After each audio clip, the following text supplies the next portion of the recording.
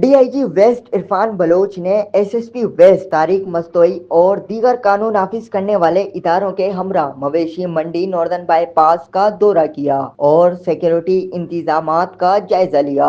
اس موقع پر D I G west Irfan Baloch نے میڈیا سے گفتگو میں کہا، آج ناردرن بائی پاس پر لگنے والی مویشی منڈی کو یہ تیسرا سال ہے۔ پچھلے سال بھی پولیس نے احسن اقدام کیے۔ ڈی آئی جی ویسٹ کا مزید کہنا تھا کہ گلشن معمار اور ناردرن بائی پاس سمیت تمام راستوں پر سخت سیکیورٹی کے انتظامات کیے گئے ہیں۔ ایڈمنسٹریٹر مویشی منڈی شاہ ولی خان نے بھی میڈیا سے گفتگو میں کہا کہ مویشی منڈی آنے والے راستوں پر ایک بھی واردات نہ ہو۔ دھرنے کی وجہ سے بڑی تعداد میں جانوروں کے ٹرک راستے میں پھنسے ہوئے ہیں۔ آنے والا جمعہ مویشی منڈی ناردرن بائی پاس اپنے جوبن پر ہوگی۔ دیکھیے، سکھر روک لیا ہے آپ نے، مورو روک لیا ہے آپ نے، قاضی احمد آپ نے بند کیا ہوا ہے۔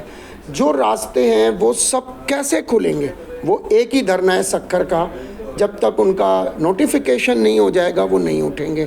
آج شام 6 بجے کا انہوں نے ہم سے کہا ہے کہ ہم 6 بجے تک ہمارے معاملات طے پا جائیں گے تو ہم اٹھ جائیں گے۔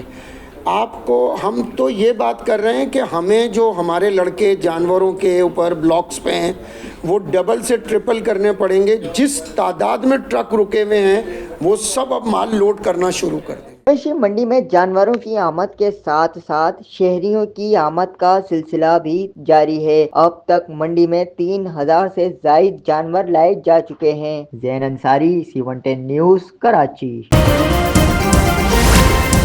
C110 نیوز، خبر کی اصل خبر۔